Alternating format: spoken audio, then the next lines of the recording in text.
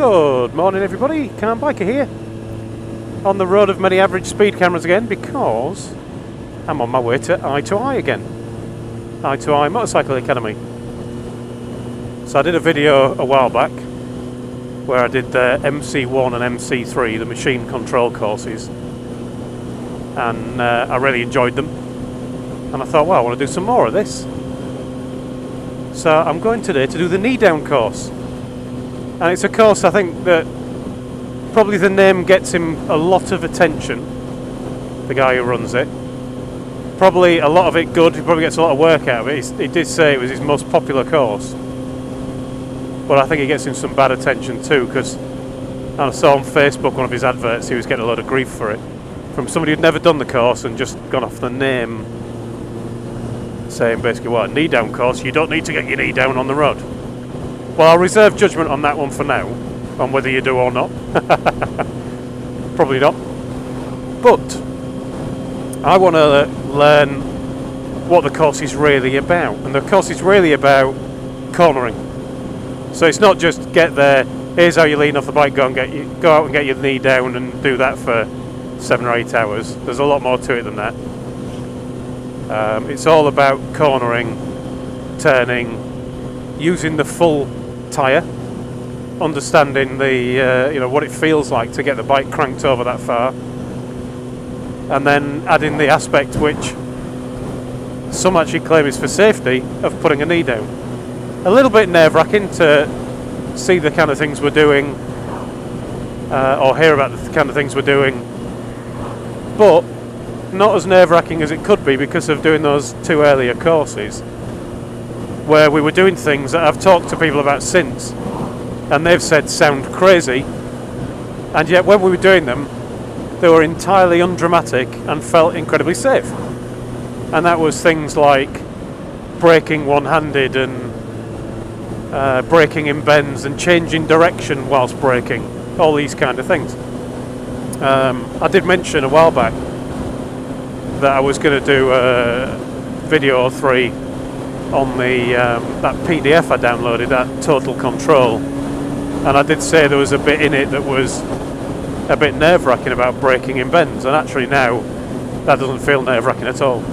That's enough waffle from me. This video will end up being 20 minutes long, so I've still got to do the bit at the end, so I'll stop here and I'll catch up with you again when I'm finished.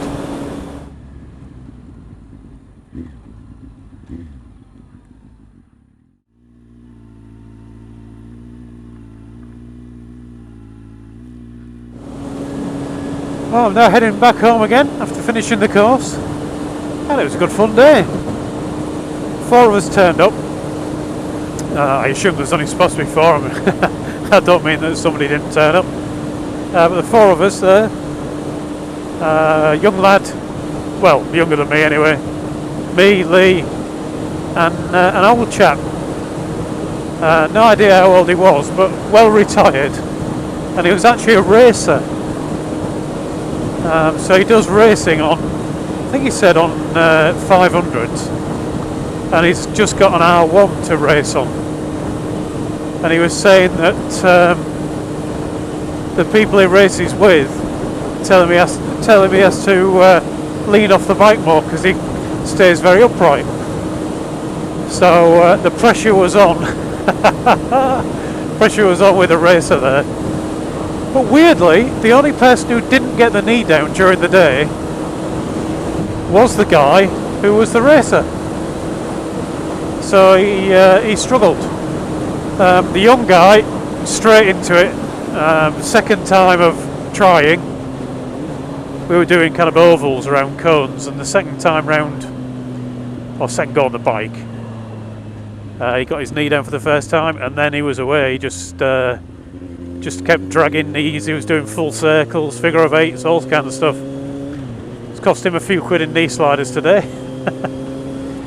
Lee, he did pretty well as well. Took him a bit longer to get the knee down, but once he got it down, he was dragging it around all over the place and doing really well. And of the 3 that got the knee down, I think I was the worst. I got my right knee down on the 2nd attempt, and then I struggled after that to get it down again, and the left knee well, that was just causing me hassle all afternoon. But I did manage to touch it down in the end. Weirdly, it wasn't a problem of lean angle, so I'm not quite sure what it was, just not pointing my leg in the right direction, I think, because I was leaning over far enough to be dragging my toe on the ground. So I've put some nice scratch marks in the toe sliders, but not low enough to get the knee down, or not.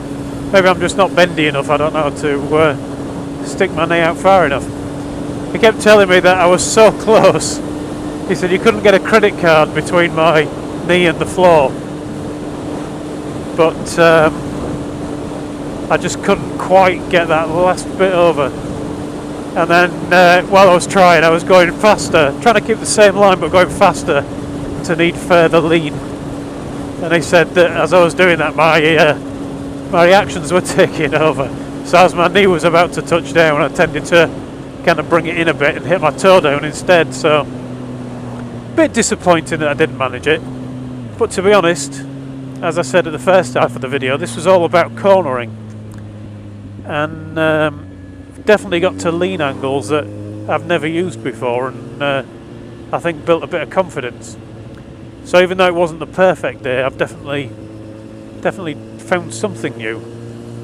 We were looking at the lean angles we were getting, and the guy's got a lean angle sensor, so he knows what angles people get and can compare it to that and what have you. And he was saying that we were getting well over 50 degrees and nearly as high as 60 degrees on the slower stuff. Once you speed up a bit, you can't go as far over on the lean angle, because as you're going faster, the suspension's compressing more, so there's less ground clearance. But we were going well over 50 degrees to the vertical, so you know, over halfway tipped in. Not quite MotoGP standard where they get to the kind of 67 or 68 degrees now, but surprisingly close. And then near the end, I managed to knock my confidence a little bit. There was a patch in the runway that we were riding on where there was grass growing through, and the grass had died back and gone brown. I hadn't realised at first, so I was getting quite a lean angle, and I went over this grass and just lost the back end a bit. Bike corrected itself, not a big deal, but it was enough to kind of knock me for that last run. And I actually went out for one last run after that, but it's quite physical, and I was that tired. I did 2 ovals and just came back and said, nah, I've gone too far. Too tired now. First half of the day was quite entertaining, because we were doing more stuff on counter steering, kind of a bit more than we did on the MC1 and MC3 courses, and a bit on body position, and we were doing circles within the width of the runway, leaning off the bike, keeping our backsides on the seat, not moving the backsides, but just leaning the head off the bike, kind of down to where my mirror is, kind of down here, just to get a feel for the counter steering bit. And then doing circles where we had that level of lean on, which was a reasonable lean. You're doing about 25 miles an hour and turning it round in, you know, the width of a runway, which is probably about 20 metres or so. So getting into that and then taking our hands off the bars. And firstly doing it without a lot of pressure there, so you've not got a big lean angle on. Taking your hands off the bars and letting the bike sit up and correct itself, which was entertaining, because it's quite surprising, even at quite slow speeds, it feels fast when you're leant over. But having the bike sit itself up again and correct itself was good. And then as we were leaning further and further off the bike, getting to the point where you're leaning far enough off the bike that you could do quite tight circles without actually holding on at all. So that was quite interesting. And the only thing that stopped us doing full circles was it's quite windy. So as you went across the wind, the bike would get lifted up and you'd be a bit edgy thinking, do I carry on not holding on or not? So as courses go, I think it was very good. I think the MC1 and MC3 probably gave me more because we were concentrating on more different things. But that might just be because of my my disappointment that I only managed to touch each knee down once.